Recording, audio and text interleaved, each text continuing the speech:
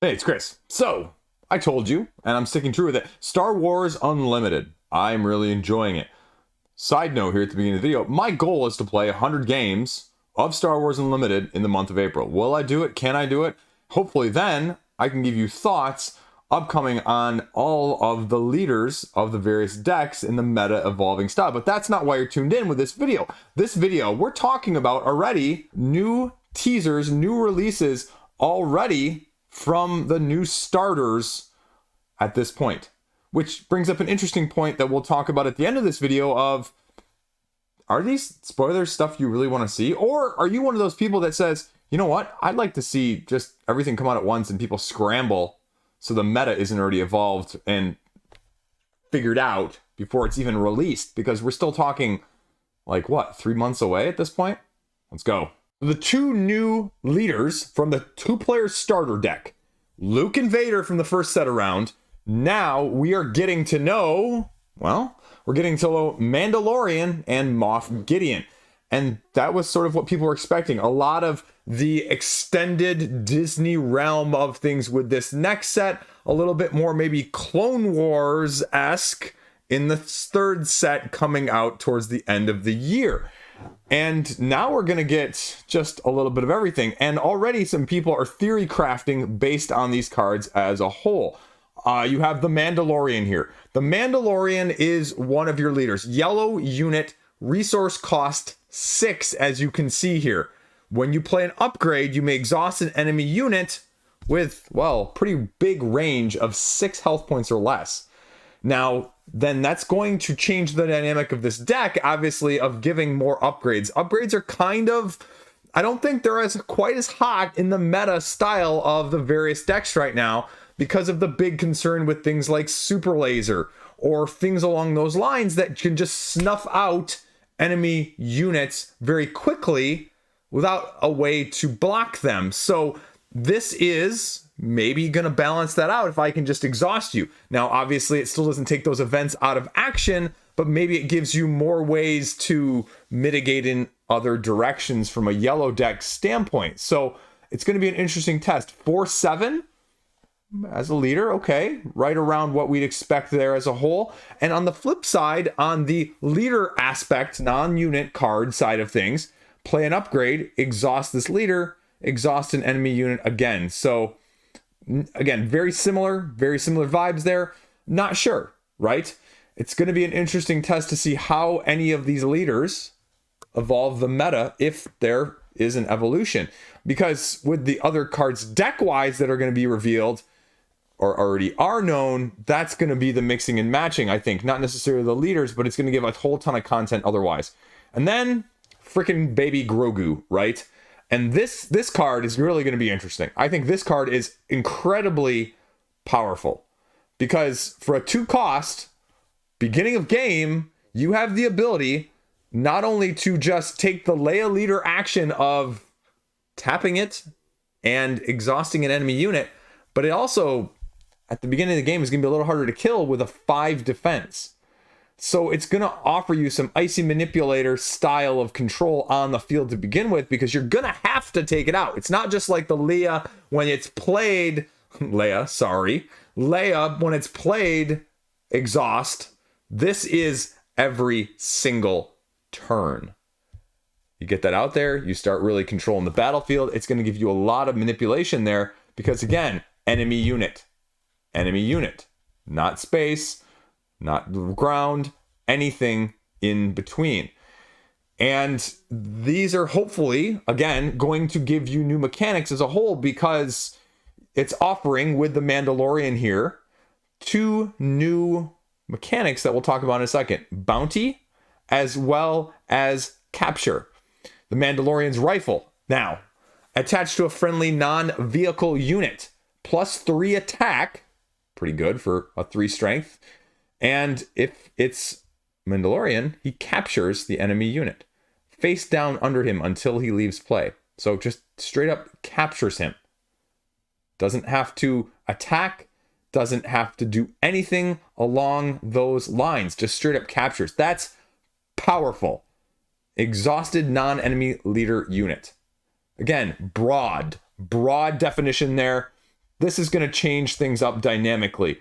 And so that's where you're going to see some of this deck here. And again, people were already theory crafting online with this next one, Wanted, here, of saying, again, in theory, you could get your Boba Fett out on, what, like turn 2, potentially, because of the resource manipulation along with like a few of the other combination of cards. But again, very, very hard, very difficult, almost near impossible. But that's the sort of thing that these cards are going to bring to us. Attached to unit gains bounty, ready 2 friendly resources. So when the unit is defeated or captured, the opponent collects the bounty. So you're getting 2 extra, well, get stuff out there in addition. So this is going to change the dynamic. This is giving it already more complexity in set 2, because that's been the big criticism across the board. Like IGN giving this a 7 out of 10 or whatever, right? Like, this is the first set. And people are already, you know, kind of excited and seeing what you can do, because commons and uncommons matter more than a lot of us, me included, thought originally. So again, Razor Crest here, spaceship, Mandalorian's vehicle, restore 2 when played, get your upgrades back. So that kind of solves the issue again of losing those upgrades, not having an easy way to get them back. Upgrade deck special here. Are you going to go for that? So that's the Mandalorian as a whole right now. And now we're going to go over to Moff Gideon, because Moff Gideon is also going to give us some very interesting dynamics here. Moff Gideon is going with the Imperial Overwhelm, right? The thematic incorporation of the Imperial forces as a whole. Overwhelm, friendly unit 3 or less just gets +1 and Overwhelm. So some of those troopers that you had previously, they're just going to get it automatically. Is that going to change your trooper consistency in your manipulation or in your just massive overwhelming Imperial force decks in the first place? And I mean, I guess, you know, this is mixed. Overwhelm. Can you get enough troops out to overwhelm in the first place? Not only from when attacking, because then that's the issue, right? They only get it when they're attacking. So we'll see. Flip side again, attack with a unit that costs 3 or less. If it's an attacking unit, again, gets the overwhelm. So, you know, not as exciting for me personally as Mando. Let's truth be told, right?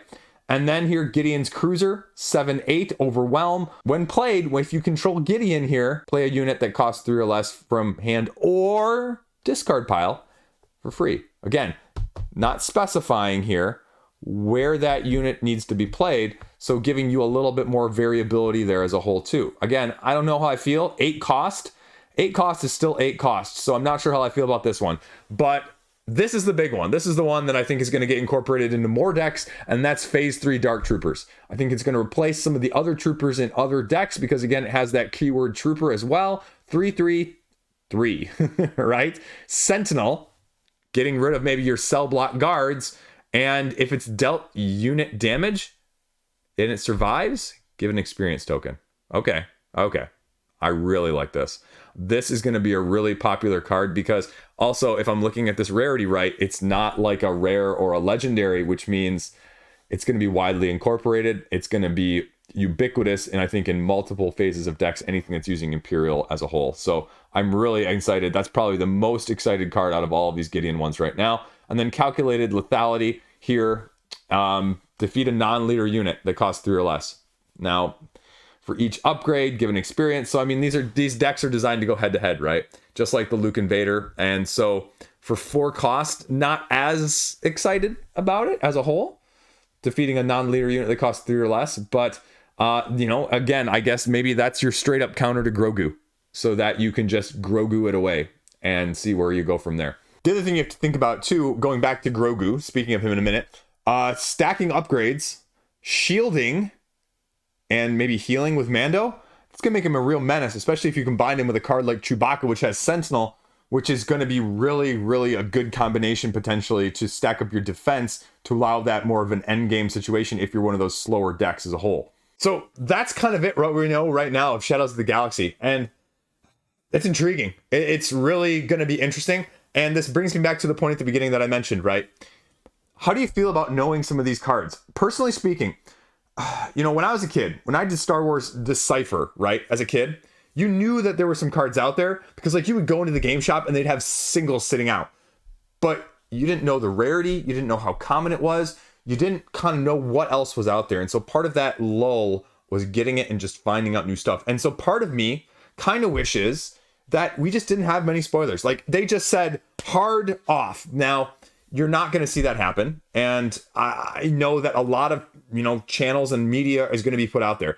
Almost every single card, I think actually every single card for Spark of the Rebellion was out well before the actual release date. And I would like to see them just hold some stuff back, right? So that everyone is not net decking and meta-ing, trying to do that before even the release.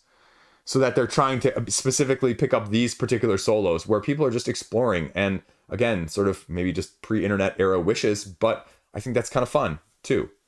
But already I think just if this offers any small sampling of what's going to happen, and even the fact that people were net decking, constructing before this with Spark of Rebellion, and people are still adapting to some of the meta with, a Sabine versus the Bobas versus the Leias versus, again, direct counter versus indirect counter. Yeah, there's stuff floating to the top, but there's potential big mix-ups with some of these other cards if this is just a small smattering of what's available.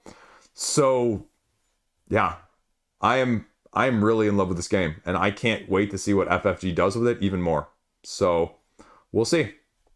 I love it. I'm going to keep talking about it. Hopefully, a little bit interesting, a little bit of everything else in between. And does this make you more intrigued? If you're one of those people who's just tuning in, should you be on it? Yeah, maybe you should. Maybe not, but check it out though. Because I'll say at the end here, 2-player starter deck or a couple places online that you can play it. Get a good taste of it and see whether or not it's right for you. So there you go. And I'll keep you updated. 100 games in April. Let's go. Stay classy. Thanks for watching. Peace out.